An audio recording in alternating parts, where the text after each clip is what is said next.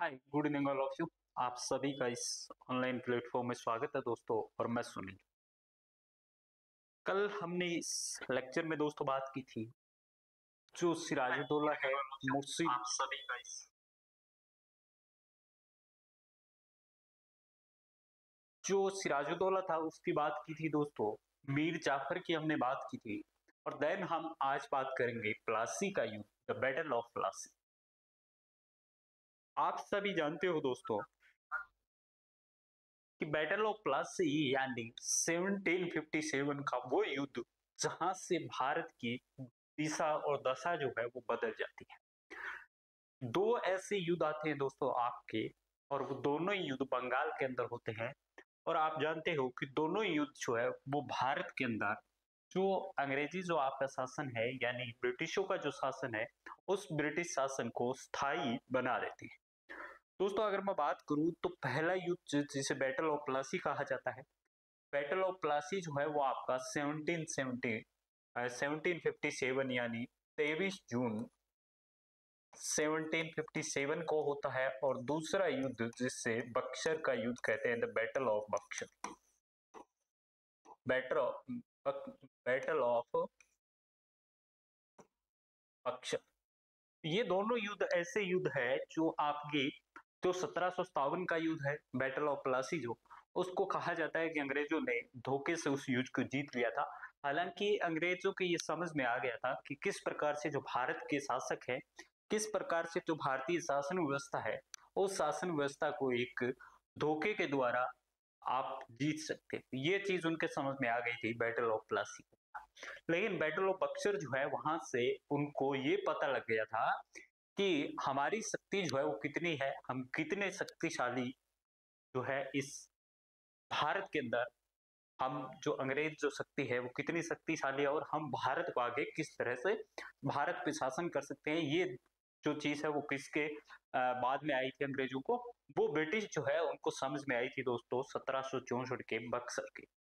और आप देखोगे कि 1765 से लेके 1772 तक वो बाद में बंगाल में आपका ड्यूल ड्यूल जो एडमिनिस्ट्रेशन है यानी द्वैध शासन है, जिसकी बात हम एक अलग से लेक्चर में करेंगे, वो द्वैध शासन व्यवस्था लागू करते हैं।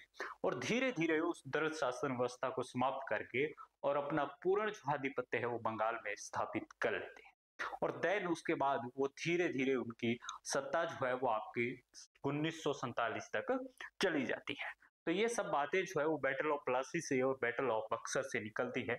और इन्हीं दोनों युद्धों की बात जो है या वॉर की बात है उनकी बात जो है वो इस लेक्चर में दोस्तों करेंगे। पहले हम देखते हैं battle of Plassey. Battle of Plassey जो है उसको देखते हैं। ये युद्ध जो है दोस्तों आपका 23 जून 1757 को लड़ा गया था। ये एक साजिश थी अंग्रेजों की। और इस साजिश के फलस्वरूप कौन होता है वहां पे, क्लाइव होता है, जो लॉर्ड क्लाइव होता है, उस क्लाइव ने सिराजुद्दौला पर 1757 फरवरी 1757, उस समय जो यहाँ का जो नवाब होता है वो सिराजू दौला होता है। और इस सिराजुद्दौला पे आपका फरवरी 1757 के अंदर एक आरोप लगाया जाता है कि आपने जो हमारे साथ में जो संधि की थी उस संधि की शर्तों का आपने पालन नहीं किया है। ये आरोप इस पे लगाया जाता है। और 12 जून को 3000 सैनिकों के साथ उसकी राजधानी जो थी मुर्शिदाबाद, उसकी ओर चल देते हैं कौन दोस्तों, अंग्रेज। और 19 जून 1757 को उसने कटवा जो राजधानी का द्वार कहा जाता था पर अधिकार कर लिया। तो इस प्रकार से देखिए दोस्तों कि जून से जो है इनके बीच में एक आपका स्टार्ट हो जाता है, 19 जून से स्टार्ट हो जाता है जो आपका 23 जून को जाके आपका खत्म हो जाता है। 12 जून से शुरुआत होती है, 23 जून को जाके आपका युद्ध हो जाता है। अब ये समाचार जब जब आपके इस सिराजुद्दौला को मिलता है यानी नवाब को मिलता है कि उन्होंने कटवा में जो आपका अधिकार कर लिया है, मुर्शिदाबाद की तरफ वो आ रहे हैं, तो कहीं ना कहीं नवाब भी अपने पक्ष की यानी अपने लेवल से तैयारी करता है। और वो कहा जाता है 50,000 सैनिक लेके चलता है। यहाँ पे इनके पास कितने हैं, 3,000 सैनिक। तो कंपेरिजन टू सोल्जर जो है वो कौन किसके पास ज्यादा है आपके, नवाब ऑफ बंगाल के पास जाता है। यहाँ पे अंग्रेज जो है उनका सामना करने के लिए मुर्शिदाबाद जो उनकी राजधानी थी, इससे 32 किलोमीटर दूर यानी नंदिया जिले में गंगा नदी जो है उसके गंगा नदी और उसकी सहायक नदी भागीरथी है, उस नदी के तट पर स्थित पलासी में पहुंचते हैं। दोनों दोस्तों कहाँ पे जाते हैं? आपके पलासी। और पलासी क्या है? एक प्लेस है जिसका नाम पलासी है। अब पलासी के बारे में आप अगर बात करें दोस्तों, तो पलासी जो है वो क्या था? एक पलासी था। इस पलासी का नाम ये जब हम देखें तो ये पलासी है, लेकिन एक्चुअल जो था ये आपका ये पलासी था। और ये जो पलासी है इसको पलासी इसलिए कहा जाता था कि यहाँ पे पलास के फूल पाए जाते थे। पलास एक फूलों का पौधा होता था। इस फूलों के कारण इस स्थान को पलासी कहा जाता था। यानी पलास यानी लाल फूलों से गुलाल बनाया जाता था, और जिसका होली पर आपका इस्तेमाल होता था। ऐसे फूलों को या ऐसे फूल जहां पे पाए जाते थे उस स्थान को पलासी कहा जाता था, जिसे बाद में अंग्रेजों ने बिगाड़ के इस पलासी को ये वाली जो पलासी है ये बना दिया था। आपने देखा कि यहाँ पे एक पलासी जो था वो एक स्थान था, और वहीं पे ये बैटल ऑफ पलासी होता है, इसलिए इसको बैटल ऑफ पलासी कहा जाता है। यहाँ पे दोस्तों आखिर 12 जून के बाद में 12 जून को वो आते हैं, 19 जून को आते हैं, एंड 23 जून को जो है वो आखिर में आपकी 1757 को दोनों पक्ष यानी सिराजुद्दौला और अंग्रेज जो है वो कहीं ना कहीं आक्रमण के लिए आपका तैयार होते हैं। सिराजुद्दौला के पास आपके दो सेना नायक होते हैं, पहला राय दुर्बल और देन सेकंड जो है वो मीर जाफर। ये सेकंड होता है वो मीर जाफर होता है, और अपनी सेनाओं के सेनाओं के लिए वो क्या रहे थे? निष्क्रिय।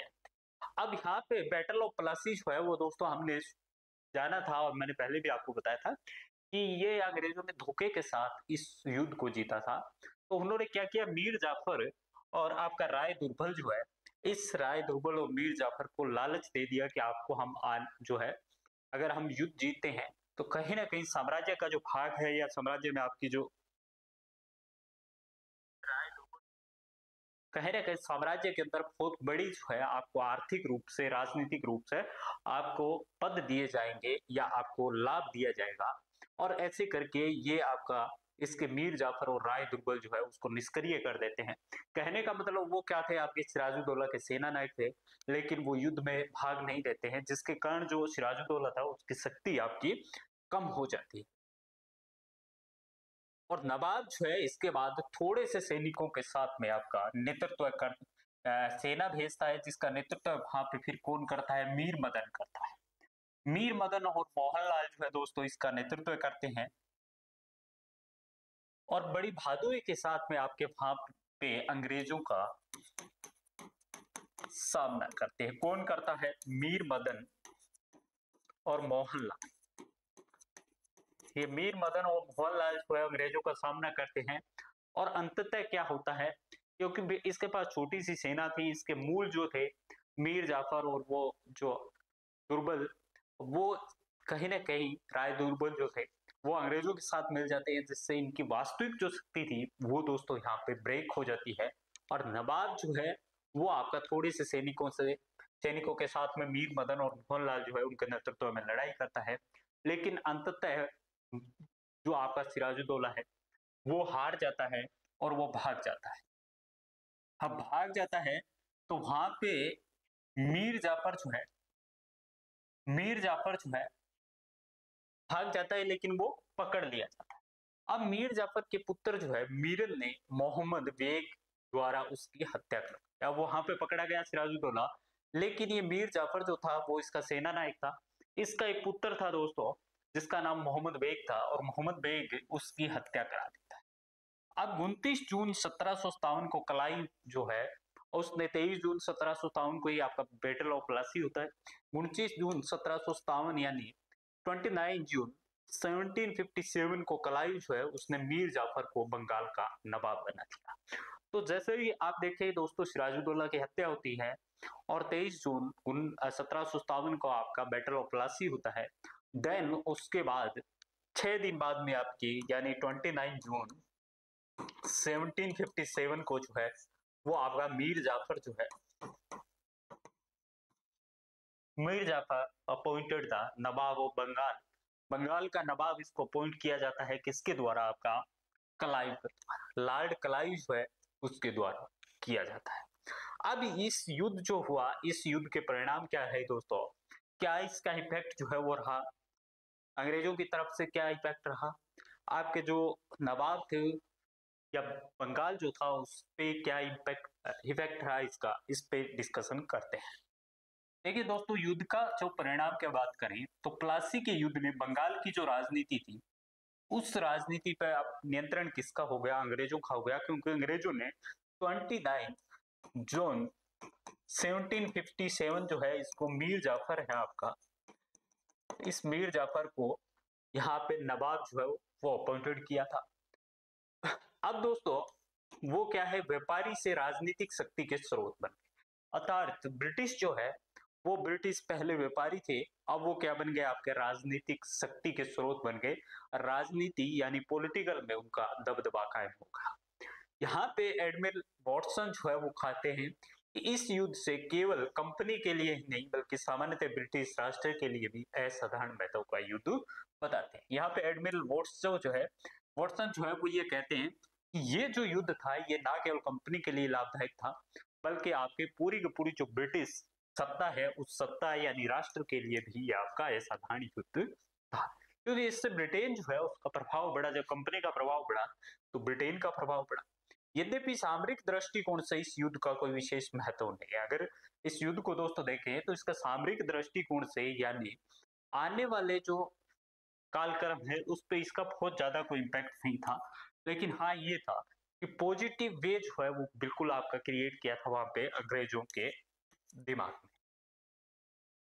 अब दोस्तों देखिए कि इस युद्ध से कई और आपके परिणाम निकले थे। पहला तो ये सिद्ध हो गया इस युद्ध से कि जो भारतीय है, जो भारतीय शासक है या आपके जो सेना नायक है, इनके इनमें क्या कर सकते हैं, हम फूट डाल सकते हैं, उनको जो है लालच देके हम क्या कर सकते हैं, अलग अलग कर सकते हैं, जैसा कि उसने मीर जाफर को लालच दिया, राय दुर्बल को लालच दिया, जो एक्चुअल में उसके सेनापति थे आपके सिराजुद्दौला के, लेकिन वो किसकी तरफ आ जाते हैं, अंग्रेजों की तरफ, और निष्क्रिय रहते हैं युद्ध में, जिसके कारण आपकी सिराजुद्दौला की हार होती है।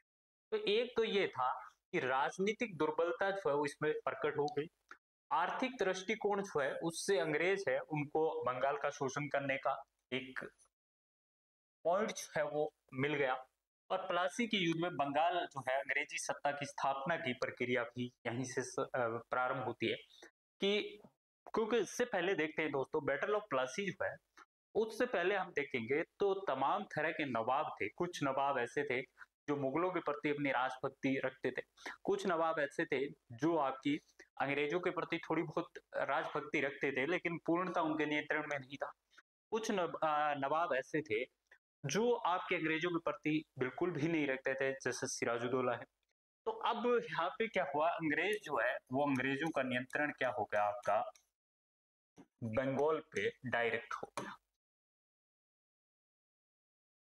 और इसीलिए आपका नवीन चंद्र सेन जो है वो कहते हैं कि प्लासी की लड़ाई के बाद भारत में अनंत अंधकार में रात्रि आरंभ हो गई, कि भारत जो है उसमें आपका क्या हो गया, डार्क एज जो है भारत का शुरू हो गया था बैटल ऑफ प्लासी से। इसी प्रकार से इतिहासकार ताराचंद जो है दोस्तों वो कहते हैं कि प्लासी के युद्ध ने परिवर्तनों की लंबी प्रक्रिया आरंभ कर दी। ताराचंद ये कहते हैं दोस्तों कि आपका बैटल ऑफ जो प्लासी है उससे बहुत सारे परिवर्तन आए, चेंजेस आपको देखने को मिलेंगे आगे जाके, और हमने देखे भी है कि बैटल ऑफ प्लासी जो है उसका ही कहीं ना कहीं रीजन जो है बैटल ऑफ बक्सर था, जो 1764 में होता है आपका, और जो बैटल ऑफ बक्सर था उसी का परिणाम जो है वो क्या होता है 1765 से 1772 तक आपका जो ड्यूल एडमिनिस्ट्रेशन है वो दिखाई देता है, और उसके बाद 1773 से आपका रेगुलेटिंग एक्ट आता है और पूर्णता जो है ब्रिटिश सत्ता का विस्तार हो जाता है। तो इसमें एक तो लंबी प्रक्रिया जो है चेंजेस की वो दिखाई देती है, और भारत का स्वरूप जो है वो दोस्तों बदल गया। सदियों से प्रचलित आपकी आर्थिक और शासकीय व्यवस्था जो है वो बदल गई। तो कई चीजें आपको इसमें देखने को मिले। यहीं पे सर जद्दूनाथ सरकार जो है वो एक महान इतिहासकार है। वो कहते हैं कि 23 जून 1757 को भारत में मध्यकालीन युग का अंत हो गया और आधुनिक युग का शुभारंभ हुआ। और ये बहुत इंपॉर्टेंट है दोस्तों कि अब ये कई बार आपके एग्जाम में आता है कि ऐसा किस इतिहासकार ने कहा था कि 23 जून 1757 को आपका मध्यकालीन भारतीय इतिहास का अंत होता है और आधुनिक भारतीय इतिहास जो है वो शुरुआत होता है। ये JN सरकार यानी जद्दूनाथ सरकार के वाक्य है और इन्होंने इसलिए कहा था क्योंकि वहां से अंग्रेज जो है वो पूरी तरह से अंग्रेजों का नियंत्रण हो गया। इसलिए 1757 जो है उसको उन्होंने मध्यकालीन का एंड कहा और आधुनिक जो है उसका स्टार्टिंग पॉइंट कहा था। दोस्तों देखिए, प्लासी युद्ध के 20 वर्ष बाद देश में धर्मतंत्रीय शासन के हिसाब से मुक्त हो गया। यानी 1757 और इसके बाद 1777 जो है, यानी इसके बाद जो है ये आपका धर्मतंत्रीय जो शासन था, इस धर्मतंत्रीय शासन से आपका ये मुक्त हो जाता है। तो इसमें देखेंगे तो ज्यादातर आपको बैटल ऑफ प्लासी जो है उसमें नवाब है, उनकी हार होती है। बंगाल जो है स्टेट और उसमें कहीं ना कहीं अंग्रेज जो है वो आपके एक स्टार्टिंग पॉइंट स्टार्ट करते हैं अपनी सत्ता जो है उसका विस्तार करने। अब दोस्तों इसके बाद जब बैटल ऑफ प्लासी अंग्रेज जीत जाते हैं तो उन्होंने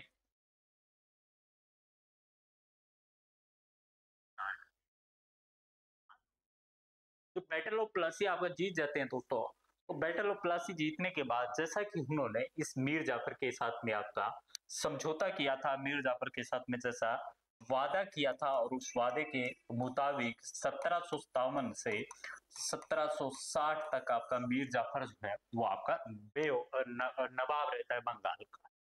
अब इसको बनाया जाता है नवाब 1757 से 1760 तक। हालांकि कब तक रहेगा ये प्री डिफाइन नहीं था, लेकिन 1757 में इसको बना दिया था उसके बाद। और अंग्रेज जो है वो अंग्रेजों ने अब क्या किया कि उससे निरंतर यानी कंटिन्यूस उससे धन जो है वो वसूल करते थे। अब जैसे ही मीर जाफर से कंटिन्यू आपका धन वसूल करते रहे तो उसका आर्थिक पक्ष क्या हो गया, आपका कमजोर हो गया, खजाना उसका खाली हो गया। और इसकी आपूर्ति जब उसने करनी चाहिए तो उन्होंने शक्तिशाली हिंदू गवर्नरों को, जिसमें बिहार के राम नारायण, उड़ीसा के आपका राजा राम, पूर्णिया का राजा युगल सिंह को हटाना चाहा। वो इसने ये चाहा मीर जाफर ने कि अगर मेरे को ये खजाना भरना है तो इन सबको हटाना पड़ेगा और डायरेक्ट किसका शासन हो, बंगाल का वहां पे शासन हो। परंतु इसी बीच में आपको वॉटसन, और ये दोनों साथ में ही चलते हैं आपके, क्लाइव और वॉटसन पूरे बंगाल में है, ये साथ में चलेंगे आपके, ये बीच में पड़ जाते हैं। और बीच में जब ये पड़ गए तो ये कहीं ना कहीं ये मामला जो चल रहा था उनको हटाने का हिंदू शक्तिशाली शासकों का, वो आपका शांत हो जाता है। इससे ज्ञात होता है कि अपनी जो आंतरिक प्रशासन है उस पर नियंत्रण नहीं था किसका, मीर जाफर का। क्योंकि मीर जाफर जो है वो एक कठपुतली शासक था किसका, अंग्रेजों का। और पूर्णतः जो उस पे नियंत्रण जो था वो किसका था दोस्तों, अंग्रेजों का था। अंग्रेज उस पर नियंत्रण रखते थे, इसीलिए ये स्थिति बनी थी। अब दोस्तों आर्थिक अवस्था जब शोचनीय हो गई, यानी आर्थिक अवस्था पंगु आर्थिक अवस्था हो गई यहाँ पे किसकी, मीर जाफर की। और मीर जाफर की जब आर्थिक व्यवस्था बिगड़ गई, यानी बंगाल की आर्थिक व्यवस्था बिगड़ गई, तो इसका जिम्मेदार फिर वापिस से अंग्रेज जो है वो किसको ठहराते हैं, आपके नवाब को। हालांकि बिगाड़ी किसने थी दोस्तों, आपकी अंग्रेजों ने बिगाड़ी थी, क्योंकि अंग्रेज ही उससे धन वसूलते थे जिससे उसका खजाना खाली हो गया। लेकिन वापस से जो अंग्रेजों ने इसकी स्थिति बिगाड़ी थी वही अंग्रेज इस पे वापस से आरोप लगाते हैं कि आप जो है आपकी वजह से, आपके सही शासन व्यवस्था नहीं होने के कारण जो बंगाल, जो एक धनवान बंगाल था यानी आर्थिक दृष्टि से समृद्ध जो शासन था, वो शासन अब क्या हो गया है,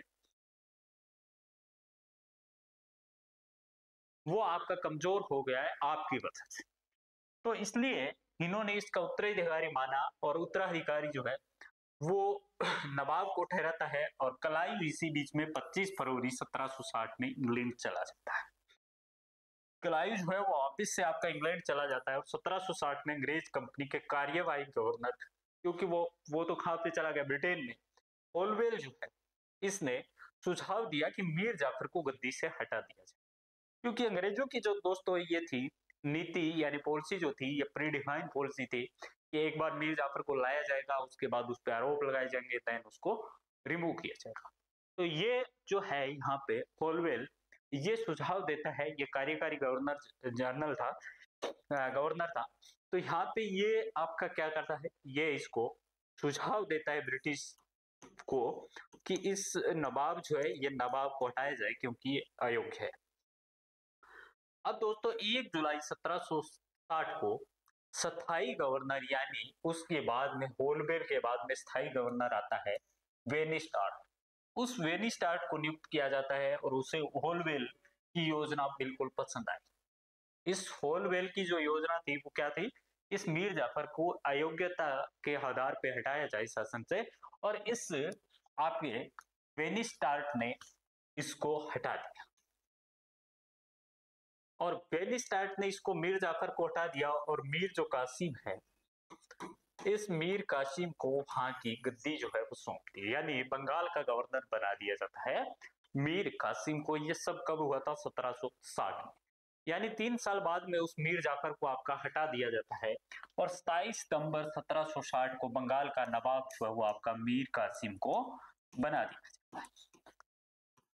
अब आप देखिए कहानी मीर कासिम की, 3 साल ही जो है आपका आगे जाके the next 3 years the Bengal nawab was था मीर कासिम। तो ये मीर कासिम भी क्या है आपका 1760 से 63 तक रहता है। अब ये नवाब बनने के बाद 27 सितंबर 1760 को मीर कासिम जो है वो संधि करता है किसके साथ, अंग्रेजों के साथ। और उस संधि में क्या है कि वर्धमान यानी बंगाल जो है उसके कुछ इलाके थे वर्धमान, मिदनापुर और चटगांव जिले जो है वो किसको दे देगा, स्थायी रूप से अंग्रेजों को दे देगा, अंग्रेजों के अंडर में रहे। इसके बदले एक तो ये जिले दे देगा स्थायी रूप से, दूसरा अगर कोई आवश्यकता पड़ती है तो सैनिक सहायता भी वो करेगा, वो आपका सैनिक सहायता भी करेगा। और तीसरा है कि आंतरिक मामले में हस्तक्षेप न करने का वचन दिया कि जो अंग्रेजों का शासन है उसमें किसी प्रकार की आंतरिक जो हस्तक्षेप है वो मीर कासिम नहीं करेगा। तो कुल मिला के अगर दोस्तों कहें तो पूरी की पूरी पावर इनडायरेक्ट रूप से किसके पास आ जाती है, आपकी अंग्रेजों के पास आ जाती है। यहाँ पे कहा जाता है दोस्तों कि अलीवर्दी खां के बाद उसके अनुवर्तियों में मीर कासिम जो था वो सबसे योग्य था। तो मीर कासिम जो था वो सबसे योग्य शासक उसको माना जाता था। और दोस्तों ये जो है मीर कासिम, उसने बंगाल में सूबेदार की सत्ता को पुनः स्थापित करने का प्रयास जो है किया। अपनी स्थिति को सुदृढ़ बनाने के लिए उसने सेना का पुनर्गठन किया था, यानी सेना जो है उसको वापस से उसकी जो स्ट्रक्चर था उस स्ट्रक्चर में आपका बदलाव किया और उसने सैनिकों के प्रशिक्षण के लिए यूरोपीय अधिकारी आपके नियुक्त किए थे। और इस कार्य के लिए उसने एक आर्मेनियन अधिकारी बुर्गिन खान और एक मुस्लिम जो अधिकारी था मोहम्मद तकी खान से सहायता प्राप्त की। और मीर जो कासिम है आपका दोस्तों, ये मीर कासिम, ये जो मीर कासिम है ये इसने मुंगेर में आपके तोप तथा तोड़दार बंदूकें बनाने की भी व्यवस्था की थी। उसने समरू नामक एक जर्मन को अपना सेनापति नियुक्त किया। तो कुल मिला के अगर दोस्तों कहें तो मीर कासिम के काल में अली वर्दी खां के बाद में योग्य शासक के रूप में उसने काम किया था। हालांकि उसने अंग्रेजों के साथ संधि की थी जिसमें कुछ पद दिए थे, आंतरिक में उसकी हस्तक्षेप नहीं करने की बात की थी, ये सब बात की थी, लेकिन अपने आप को सुरक्षित करने के लिए उसने काफी कुछ जो है वो किया था सेना के। अब मीर कासिम बंगाल और बिहार के उपद्रवी जमींदार जो है उनका वहां पे दमन किया और इसके बाद जो है राजस्व में सुधार किया, कि राजस्व जो है वो आने लगा।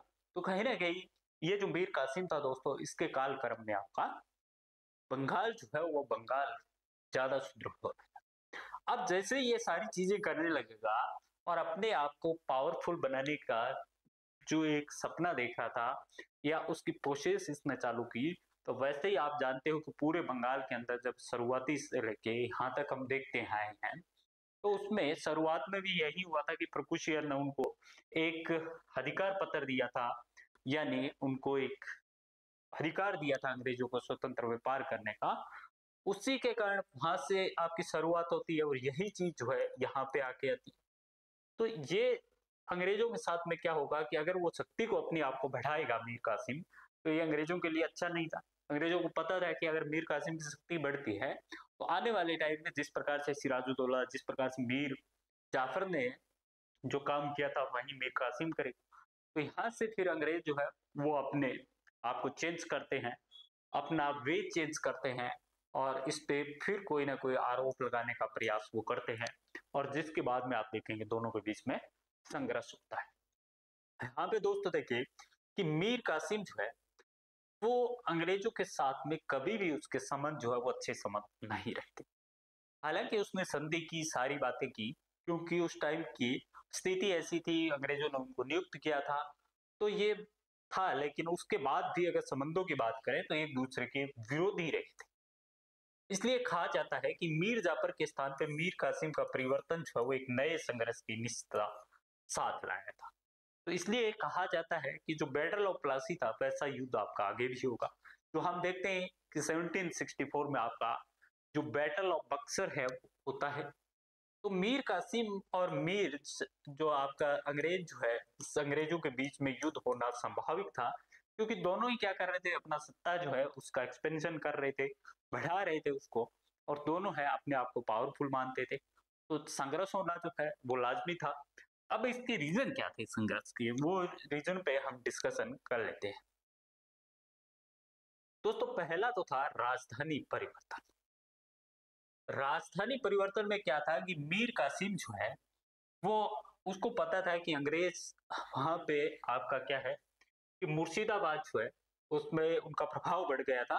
क्योंकि आप देखते हो सिराजुद्दौला के टाइम से लेके और मीर कासिम यानी मीर जाफर और फिर मीर कासिम तक उन्होंने काफी कुछ जो है वो दबाव यानी इस पे प्रभाव जो है वो आपका बना लिया था मुर्शिदाबाद।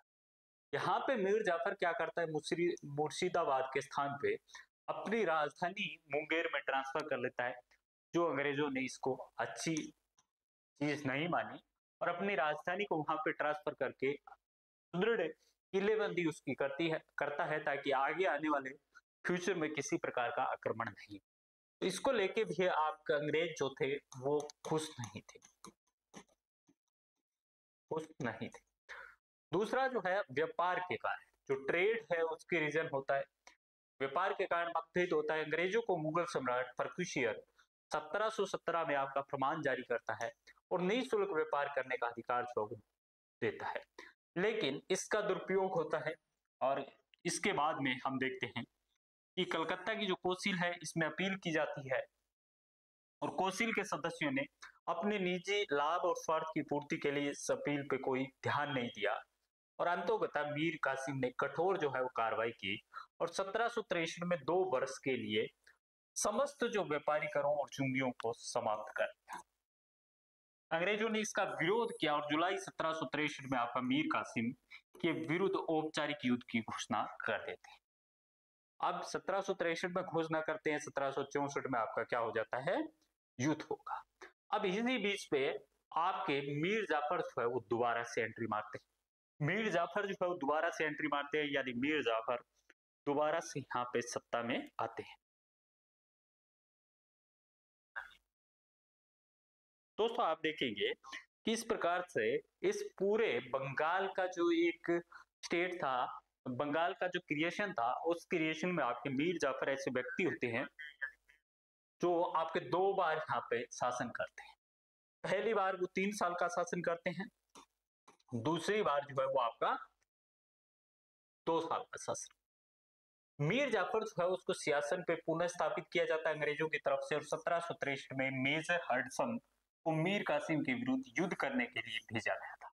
अंग्रेजों ने आपके कटवा, मुर्शिदाबाद, गिरिया, सूती, उदय नाला और मुंगेर में मीर कासिम को हरा दिया, क्योंकि वहां पे हमने देखा था ये युद्ध हुआ और इस युद्ध में आपका हडसन जो था, इस हडसन के नेतृत्व में अंग्रेजी सेना भेजी जाती है और वहां पे ये सारे स्थान जीत लिए जाते हैं और दिसंबर 1763 में अपनी सरहद से भाग के नवाब सुजाउद्दौला के सूबे यानी अवध में चला जाता है मीर कासिम। जब मीर कासिम आपका अवध में चला जाता है दोस्तों, तो फिर उसके स्थान पे किसको लाया जाता है 1763 में आपका मीर जाफर को लाया जाता है।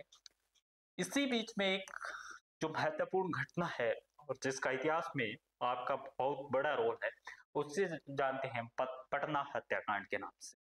ये एक्चुअल में क्या था, इस पे डिस्कशन करेंगे दोस्तों। देखिए कि बक्सर युद्ध के पूर्व में, जैसे 1764 में आपका बैटल ऑफ बक्सर होगा, उससे पूर्व पटना के एक अंग्रेज एजेंट यानी एलिस है, एलिस को कलकत्ता कौंसिल ने नगर पर आक्रमण करने का आदेश दिया। वहां पे कलकत्ता जो कौंसिल थी, जो शासन व्यवस्था देखती थी, उसने कहा कि आप इस नगर पे आक्रमण करिए। तो एलिस ने आसानी से पटना जो है उस पे अधिकार कर लिया और ये घटना होती है 24 जून 1763 को। मीर कासिम को जब इस घटना का पता चला तो पटना पर आक्रमण कर उस पर अपना अधिकार कर लिया। ये बात आपके मीर कासिम को जब पता चलती है तो अनेक अंग्रेज इस युद्ध में मारे जाते हैं। तो उसने क्या किया, जब इस घटना का पता चला तो मीर कासिम जो है, ये मीर कासिम पटना पे आक्रमण करता है और अंग्रेज जो है वो मारे जाते हैं काफी लोग। और दूसरी तरफ आपका एडम्स के नेतृत्व में एक सेना जो मुर्शिदाबाद की तरफ बढ़ी थी। मीर कासिम भी मुंगेर से चला और मार्ग में अनेक स्थानों पर अंग्रेजों ने, जैसे कटवा, गिरिया, सूती, जिसकी बात हमने ऊपर की थी, ये नवाब की सेना को बुरी तरह से पराजित कर देता है। और सबसे महत्वपूर्ण दोस्तों बात ये थी, इस युद्ध में उदय नाला के पास हुआ, ये युद्ध जो है वो ये उदय नाला के पास हुआ और जिसमें मीर कासिम बुरी तरह से पराजित हुआ था।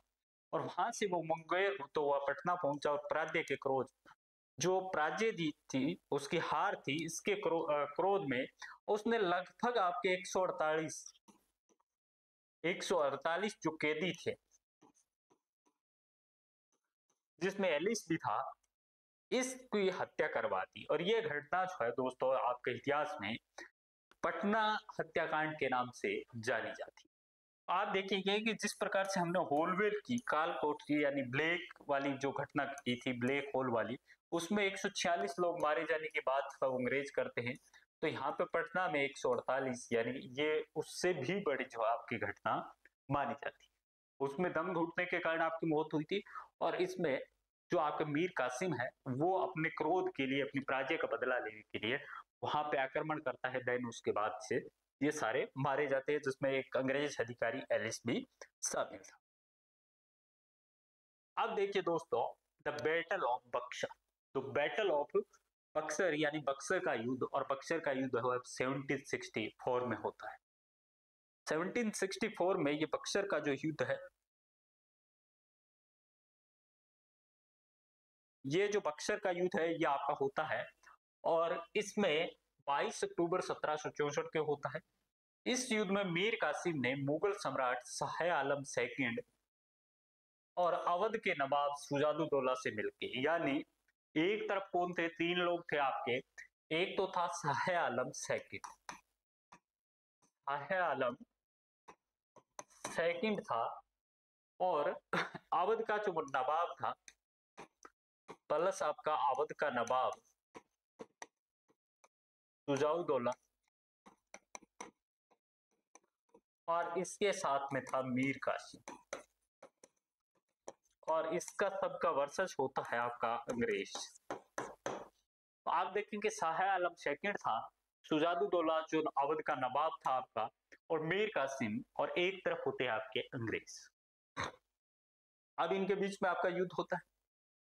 अब यहाँ पे संयुक्त मोर्चे का युद्ध भी इसको कहा जाता है, क्योंकि एक तरफ आपके तीन थे, सुजाउद्दौला था, आपका मीर कासिम था, और आपका शाह आलम सेकंड था। अब ये तीनों के तीनों जो है दोस्तों, ये क्या करते हैं, पटना की ओर प्रस्थान करते हैं, यानी पटना की ओर आपका प्रस्थान करते हैं। अब आप देखेंगे कि बात हम बंगाल की कर रहे हैं तो पटना बीच में से कहाँ पे आ रहा है, दोस्तों हमने आपको पहले भी बताया था कि बंगाल जो था, वो बंगाल के अंदर आपका जो इलाका था, इस बंगाल के अंदर ये बिहार का इलाका था, उड़ीसा का इलाका था, और पूरा का पूरा आपका जो पश्चिमी और पूर्वी बंगाल, जो आजकल पश्चिम बंगाल प्लस में आपका बांग्लादेश वाला इलाका। तो ये बिहार जो है वो किसमें आपका, जो पटना है जो है किसमें आपका, बिहार में। तो बिहार किसका इलाका था दोस्तों? बिहार भी इसी आपका बंगाल का इलाका था। ये तीनों सेनाएं जो है वो किसकी तरफ आपका जाती है? पटना की तरफ से। और तीनों की संयुक्त सेनाओं में कहा जाता है कि लगभग 40 से 60,000 सैनिक जो थे वो थे। इसी का सामना करने के लिए जब अंग्रेजों को पता चलता है तो वो अपने, अंग्रेजों को जब पता चलता है तो अपने मेजर हेक्टर मुनरो के नेतृत्व में बक्सर के मैदान में आ जाते हैं। जो अंग्रेज जो है वो किसकी तरफ से आ जाते हैं? मेजर मुनरो, मुनरो जो है वो उनका सेनापति होता है, उसके नेतृत्व में आ जाते हैं। इनके पास 7,000 बेहतर सैनिक होते हैं तथा 20 तोपें।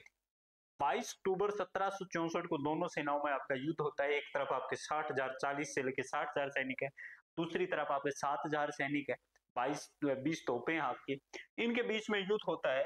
और ये मीर कासिम जो है वो बड़ी जो आपकी बहादुरी से लड़ाई लड़ता है, लेकिन उनकी सेना जो है वो क्या हो जाती है? परास्त हो जाती है। यानी शाह आलम सेकंड भी परास्त हो जाता है, सुजादुद्दौला भी परास्त हो जाता है, और ये मीर कासिम जो है ये भी आपका परास्त हो जाता है। जब ये परास्त हो जाता है मीर कासिम, तो ये भाग जाता है और लगभग 20,000 सैनिक उनके मारे जाते हैं, और अंग्रेजों के लगभग 847 सैनिक जो है वो मारे जाते हैं।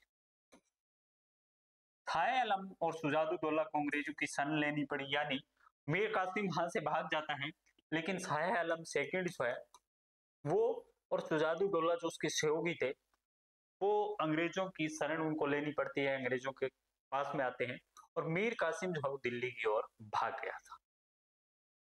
तो इस प्रकार से मीर कासिम जो है उसका चैप्टर दोस्तों खत्म हो जाता है, क्योंकि उसके सहयोगी थे वो आपके अंग्रेजों की तरफ आ गए, और मीर कासिम खुद दिल्ली की तरफ भाग गया था।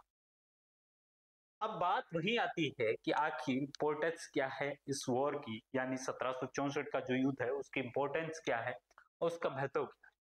जैसे दोस्तों कहा जाता है कि 1757 का जो प्लासी का था, बैटल ऑफ प्लासी जो था, वो बैटल ऑफ प्लासी जो था वो आपका,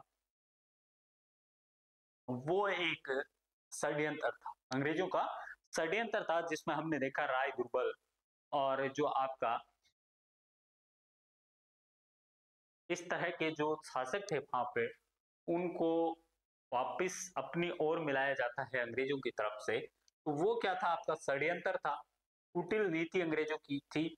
इसके विपरीत अगर बात करें हम 1764 की, तो इस युद्ध में कंपनी द्वारा विशुद्ध सैनिक शक्ति का प्रयोग किया गया था, जिसमें हमने देखा कि 40 से 60,000 वाली सेना जो मीर कासिम और उसके दो सहयोगियों के साथ में थी, उसको अंग्रेजों की 7,072 यानी और 20 तोपों की सेना ने मार दिया था, जिसमें कहा जाता है 847 ही सैनिक जो है वो अंग्रेजों के मरे थे, और 20,000 के करीब सैनिक जो है वो मीर कासिम की सेना के मरे थे। तो यहाँ पे जो है वो आपकी क्या है दोस्तों? विशुद्ध शक्ति को रिप्रेजेंट करता है। ये जो बैटल ऑफ बक्सर है 1764 की, ये विशुद्ध शक्ति को रिप्रेजेंट करता है। विशुद्ध शक्ति जो है अंग्रेजों की दिखाई देती है आपको।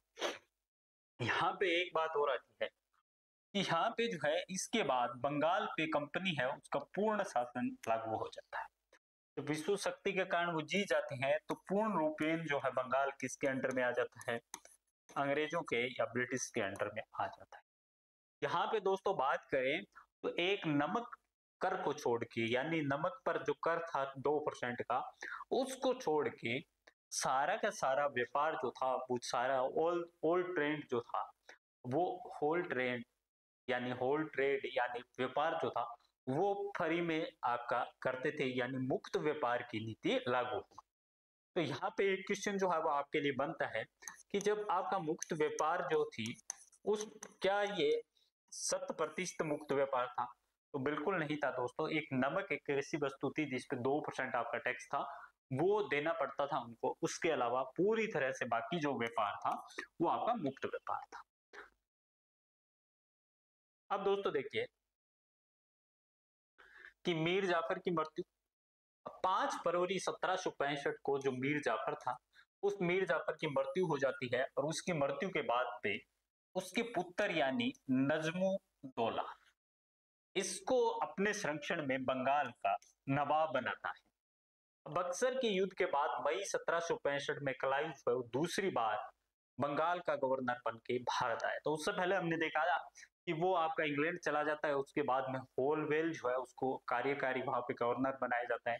वेनिस टार्ट जो है वो बाद में आपके क्या होते हैं, स्थायी गवर्नर बन के आते हैं बाद में। और फिर क्या होता है, अब वापिस जो है वो आपका क्लाइव फिर वापिस दूसरी बार भारत में आता है 1765 में। और वो जब कलकत्ता पहुंचता है तो क्लाइव का कार्य था कि परास्त जो शक्तियां हैं यानी जिन शक्तियों को पराजित किया जा चुका है उनके साथ संबंधों को निश्चित करना। और उनके साथ जो है संबंध दोस्तों 3 प्रकार से वो किए जाते हैं, जिसकी रिंग फेंस नीति है, आपके हस्त व्यक्तिगत की नीति है। उनकी डिटेल में डिस्कशन जो है तीनों नीतियों की हम बाद में करेंगे, जब इसमें थोड़ा और बात डिटेल में बात करेंगे कि 18वीं सदी के आसपास आपका किस प्रकार की स्थिति थी, किस प्रकार की सामाजिक स्थिति थी, किस प्रकार की राजनीति, किस प्रकार की आर्थिक, किस प्रकार की सांस्कृतिक स्थिति थी, तब हम उन नीतियों की भी बात करेंगे। यहाँ पे दोस्तों इनके बाद होती है इलाहाबाद की संधि। और रॉबर्ट क्लाइव जो है वो अवध के नवाब यानी शुजाउद्दौला और मुगल बादशाह जो है शाह आलम सेकंड के साथ अलग अलग संधियां करता है। दोनों की ही संधियां दोस्तों क्या नाम से जानी जाती है, आपकी इलाहाबाद की संधि के नाम से जानी जाती है। इलाहाबाद की प्रथम संधि, ये संधि मुगल सम्राट शाह आलम सेकंड से 12 अगस्त 1765 को होती है। और संधि में हस्ताक्षर करने वालों में शाह आलम सेकंड, बंगाल का जो नवाब था मीर जाफर का पुत्र नजमुद्दौला और रॉबर्ट क्लाइव था। इस संधि में क्लाइव ने अपनी कूटनीतिज्ञ और विवेक का परिचय दिया। इसमें इलाहाबाद की प्रथम संधि, इसमें उसने सम्राट को अपदस्थ तो नहीं किया बल्कि उसे जंजीरों में जकड़ लिया। यानी इलाहाबाद की संधि में क्या किया गया था दोस्तों 1765 में, कि जो नाम मात्र का शासक तो कौन होगा, आपका नवाब होगा, लेकिन उसके पास पावर नहीं होगी, वो अपनी पावर का यूज नहीं कर पाएगा। और सत्ता जो है वो किसके नियंत्रण में होगी, अंग्रेजों के नियंत्रण में होगी। अब दोस्तों यहाँ पे 12 अगस्त 1765 को शाही फरमान के अनुसार मुगल सम्राट ने बंगाल, बिहार, उड़ीसा की दीवानी जो है स्थायी रूप से कंपनी को सौंप दी। तो इसने क्या किया, कंपनी ने पूरा का पूरा ले लिया और इस कार्य के बदले 26 लाख रुपए वार्षिक जो है वो देना स्वीकार किया था अंग्रेजों ने, कि हम 26 लाख वार्षिक आपको देंगे। अब व्यापार कैसे करते हैं, किस तरह से करते हैं, उसमें हमें पूरी तरह से स्वतंत्रता होनी चाहिए। कंपनी को उत्तरी सरकार यानी हैदराबाद की जागीरदारी भी वहां पे प्राप्त हो गई। तो कई बार ये उत्तरी सरकार जो है इसके विषय में आ जाता है कि उत्तरी सरकार किसको कहा जाता है, तो उत्तरी सरकार जो हैदराबाद का उत्तरी क्षेत्र था और उसको उत्तरी सरकार के नाम से जाना जाता है।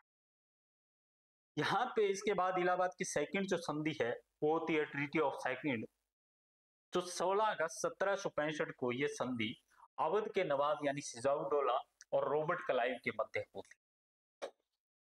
यहाँ पे संधि की शर्तों के अनुसार अवध के जो नवाब है उसने कड़ा और इलाहाबाद के जिले मुगल सम्राट शाह आलम सेकंड को देने का वादा किया था।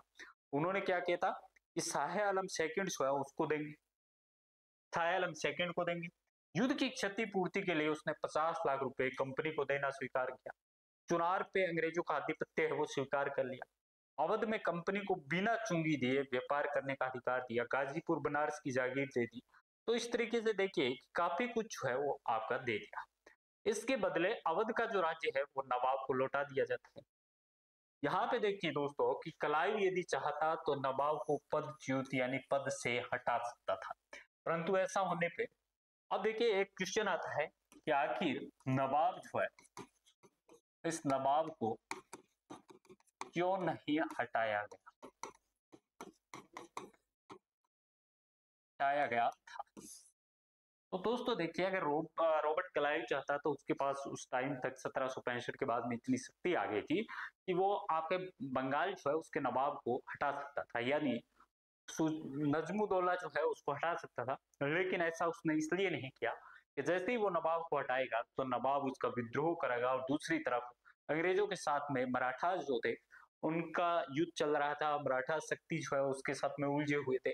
तो इसलिए क्लाइव वहां पे चाहता था कि किसी भी प्रकार का मराठा जो है उनको लाभ नहीं हो, कहीं ऐसा नहीं हो कि नवाब मराठाओं के साथ मिल जाए। तो इसलिए उसने नहीं हटाया। और वो ये भी चाहता था कि जो अंग्रेज है वो उसने बंगाल के को भी नहीं हटाया, नजमुद्दौला को भी, और आपके अवध के भी जो नवाब था उसको भी नहीं हटाया। और वो क्या करना चाहता था कि अवध जो है उसको बफर स्टेट के रूप में यूज करना चाहता था। बफर स्टेट क्या होता है कि जैसे आपका ये स्टेट है दोस्तों, ये कोई अंग्रेजी शासन है और इधर जो है इसके मराठाज हैं और बीच में कौन है आपका अवध। अगर ये दो शक्तियों के बीच में कोई ऐसा स्टेट, कोई ऐसा क्षेत्र होगा जिसे हम बफर के नाम से जानते हैं दोस्तों, वो दोनों के लिए ही आपका महत्वपूर्ण होता है। अगर ये वाला इसके साथ मिल जाए तो इसकी शक्ति जो है वो सीधा इस पे अटैक करने के लिए आ जाएगी। इधर वाला जो है इसके साथ मिल जाए तो यह यहाँ पे, और अगर कोई भी नहीं मिले तो सबसे पहले जो ज्यादा नुकसान होगा वो किसको होगा? बफर स्टेट को होगा, बफर एरिया को। तो अंग्रेज ये चाहते थे, रॉबर्ट क्लाइव ये चाहता था कि जो बफर है आपका वो बफर स्टेट बीच में आए, अवध जो है वो बफर स्टेट के रूप में आपका काम करे। तो इसलिए उसने नवाब को, ना तो बंगाल के नवाब को हटाया ना आपके अवध के नवाब को हटाया था, क्योंकि वो बफर के रूप में उसका यूज करना चाहता। यहाँ पे आता है दोस्तों नजमुद्दौला। 1765 से 66 तक की बात हम कर लेते हैं। 1765 में आपका मीर जाफर के पुत्र नजमुद्दौला जो है उसको बेनिस्टार्ट जो जनरल था उसने अपने संरक्षण में बंगाल का नवाब बनाया है। और शासन जो है वो अपने हाथ में नहीं लेना चाहता था। कठपुतली, कठपुतली क्या होता है? एक खेल होता है, और आपने देखा होगा कि कठपुतली जो है वो धागों पे आधारित होता है, जैसा उसको नचाना चाहिए वैसा वो डांस कर सकती है। तो कठपुतली शासक का मतलब ये होता था कि अंग्रेज जैसा उस शासक से चाहे वैसा करवा सकते हैं। तो यहाँ पे कठपुतली अल्पवेशक नवाब ने मोहम्मद रजा खान को अपना नायब बनाया, और कुछ समय बाद 50 लाख की वार्षिक पेंशन देकर नवाब को बंगाल की सत्ता क्लाइव ने अपने हाथ में ले ली थी। अब इसके बाद दोस्तों आता है सैफुद्दौला, जो 1766 से 70 के बीच में आता है। ये भी बंगाल का नवाब बनता है। बंगाल, बिहार, उड़ीसा जो है समस्त जिम्मेदारी इसको दी जाती है। इसी प्रकार से मुबारक उद दौला जो है वो बंगाल का अंतिम नवाब है। आपको इतना ही याद रखना है कि मुबारक उद दौला जो है वो कौन है? बंगाल का अंतिम नवाब था। क्योंकि आप देखेंगे 1765 के बाद में जो भी आपके जो नवाब आते हैं उनका कोई रोल नहीं है, क्योंकि 1765 से लेकर 1772 तक जो ड्यूल एडमिनिस्ट्रेशन है, यानी ड्यू जो आपकी प्रणाली है, द्विधात्मक या दो प्रकार की जो प्रणाली है, जिसमें एक तरफ आपके अंग्रेजों के पावर होते हैं, एक तरफ आपके बंगाल के नवाब के पावर होते हैं, वो स्टार्ट हो जाती है। तो यहाँ पे ये जो आखिरी था मुबारक उद्दौला, इसको जो आपका न्यायाधीश था, मुख्य न्यायाधीश इम्पे इम्पे ने कहा कि मुबारक उद्दौला को फैंटम यानी बेताल की संज्ञा उसको दी थी। तो ये थोड़ा सा आपका इंपॉर्टेंट है कि मुबारक उद्दौला जो है उसको बेंटम यानी बेताल की संज्ञा किसने दी थी? तो इम्पे। और इम्पे ने किसको दी थी? तो मुबारक उद्दौला को दी। ये अंतिम आपका नवाब था। अब देखिए दोस्तों, अगर बात करें कि जैसे हम बात करें कि आपकी बैटल ऑफ प्लासी है, बैटल ऑफ आपका बक्सर यानी बेताल की संख्या, तो इनका क्या इम्पैक्ट जो था वो था। हम देखते हैं दोस्तों, कर्नाटक के युद्ध हुए थे, 3 कर्नाटक युद्ध हुए थे। फर्स्ट जो 1740 से लेकर 1748 तक था। सेकेंड जो है 1749 से आपका 53 तक था। थर्ड जो है 1758 से 63 तक था। इसी प्रकार से प्लासी का जो युद्ध है वो 1757 में है। बक्सर का जो युद्ध है वो 1764 में है। अब इनके बीच में अंतर क्या था? जो आपने कर्नाटक के युद्ध देखे थे, जो कर्नाटक के युद्ध देखे थे, उनमें अंग्रेज जो थे वो क्या करना चाहते थे? ट्रेड करना चाहते थे। यानी कर्नाटक के तीनों युद्ध हुए, उनमें अंग्रेजों का जो अंतिम ऑब्जेक्टिव था, लक्ष्य जो था वो क्या था? ट्रेड था। वो यहाँ पे पॉलिटिकल जो अपनी पावर है वो उसको इन्फ्लुएंस नहीं कर रहे थे, उनको इंक्रीज नहीं कर रहे थे। यहाँ पे क्या कर रहे थे? वो केवल ट्रेड पे आपका ध्यान था उनका। अब प्लासी की लड़ाई जो है वो ब्रिटिश साम्राज्य की नींव यहाँ पे रखती है। तो यहाँ से जो है असली स्टार्ट होती है, जो 1757 में आती है प्लासी की, बैटल ऑफ प्लासी। और बक्सर की जो लड़ाई है उसमें बंगाल, बिहार, उड़ीसा के स्वामी अंग्रेजों का स्वामित्व जो है वो स्थापित हो जाता है, यानी उत्तरी भारत की एक महान शक्ति पूरे देश जो है उस पे अपनी शक्ति का वर्चस्व स्थापित करने चाहती है। तो ये था कि आपका बक्सर जो था उसमें केवल ट्रेड सिस्टम था, ट्रेड पे वो अपना एकाधिकार करना चाहते थे। 1757 में आपके जो प्लासी का जो युद्ध है, उस प्लासी के युद्ध में केवल उन्होंने स्टार्टिंग पॉइंट रखी थी, नींव रखी थी, और 1764 में उन्होंने पूरे देश पे अपना राज करने की बात जो है वो की थी। अब कुछ महत्वपूर्ण पॉइंट्स की बात कर लेते हैं कि समकालीन बंगाल में आपके कौन कौन से क्षेत्र थे। तो 3 थे, बांग्लादेश, बिहार और उड़ीसा और पश्चिमी बंगाल। इसके अलावा बंगाल की राजधानी जो है वो ढाका से मुर्शिदाबाद कौन करता है? तो आपका मुर्शीद कुली खां करता है। बंगाल में इजारेदारी जो है वो कौन प्रारंभ करता है? तो वो मुर्शीद कुली खां आपका प्रारंभ करता है। बंगाल के किस नवाब ने यूरोपियों की तुलना मधुमक्खियों से की थी? तो वो अलीवर्दी खां है। और इसने क्या कहा था कि ये मधुमक्खियों की तरह है, अगर इनको छेड़ा नहीं जाए तो बहुत शहद देंगे, अगर इनको छेड़ा जाए तो ये डंक मार मार के मार देंगे। ये बात किसने कही थी? अलीवर्दी खां ने। बंगाल का नवाब जो है सूबेदार मुर्शीद कुली खां मूलतः कौन था? वो एक दक्षिणी भारतीय ब्राह्मण था और बाद में उसने इस्लाम धर्म ग्रहण कर लिया और उसके बाद में उसका नाम मुर्शीद कुली खां हो गया। किस संधि में से बंगाल में द्वैध जो शासन है वो लागू किया गया था? तो बंगाल में द्वैध शासन जो है वो दोस्तों इलाहाबाद की सेकंड संधि से आपका लागू किया जाता है। अलीनगर की संधि ने अंग्रेजों में बंगाल के किस नवाब से की थी? तो सिराजुद्दौला से। मीर कासिम और कंपनी के बीच झगड़े का मूल कारण क्या था? तो कई सारे मूल कारण थे। पहला तो समस्त व्यापारी कर और चुंगियों को समाप्त कर देना तथा राजधानी जो है वो मुर्शिदाबाद से मुंगेर स्थानांतरित कर देता है आपका मीर कासिम। सेकंड जो है कि कलकत्ता के ब्रिटिश गवर्नर का सही अनुक्रम क्या है? ये जो कलकत्ता के ब्रिटिश गवर्नर है इसका सही अनुक्रम क्या है? पहले ड्रेक आते हैं, फिर वेसी डार्ड आते हैं, फिर पेलेस आते हैं, पोर्टियर और वॉरेन हेंगिस्टन। प्लासी के युद्ध के समय बंगाल का गवर्नर दोस्तों कौन था? रोजर ड्रेक जो था 1752 से लेके 1757 तक रहा था। मराठों ने बंगाल के किस नवाब से राजस्व वसूला था? तो अलीवर्दी खां से मराठों ने वसूला था। और मराठों से लास्ट में ये परेशान हो गया था और बहुत ज्यादा जो परेशान है वो मराठों से ये रहा था। ब्लैक होल जो है वो किस बंगाल के नवाब के काल की घटना है? सिराजुद्दौला के टाइम है। और कहा जाता है इस ब्लैक होल के काल में आपके 146 अंग्रेजों को कैद किया गया था और जिसमें से आपके लगभग 123 जो है वो व्यक्ति मारे गए थे और 23 व्यक्ति ही जिंदा रहे थे। प्लासी का युद्ध किस नदी के तट पे हुआ था? तो दोस्तों भागीरथी, जो आपकी गंगा की सहायक नदी है, उस पे हुआ था। अब बंगाल में प्रचलित दस्तक का क्या आशय है? दस्तक का आशय है दोस्तों कि कर मुक्त व्यापार यानी फ्री जो ट्रेड है उसको दस्तक कहा जाता है। अब गिरिया का युद्ध कब और कहां हुआ, क्या परिणाम लिखते हैं? 1740 में आपका अलीवर्दी खां सरफराज को पराजित कर बंगाल का स्वतंत्र नवाब बनता है। किस गवर्नर के काल में बंगाल का दृढ़ जो शासन है वो आता है? रॉबर्ट क्लाइव, जिसका महत्वपूर्ण काल जो है 1793 माना जाता है। यहाँ से प्लासी के युद्ध के बाद बंगाल का गवर्नर कौन बनता है दोस्तों? रॉबर्ट क्लाइव बनता है। भारत में सर्वप्रथम ब्रिटिश टकसाल जो है कब और कहां पे स्थापित की गई थी? 19 अगस्त 1757 को स्थापित की गई थी। इस टकसाल के द्वारा अंग्रेज जो है वो क्या कर सकते थे?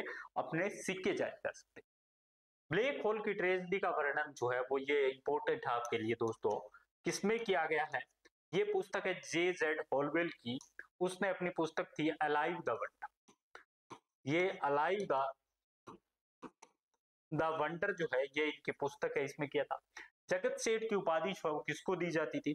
फतेह चंद को दी जाती थी। जगत सेठ की उपाधि जो है वो आपकी फतेह चंद को दी जाती थी।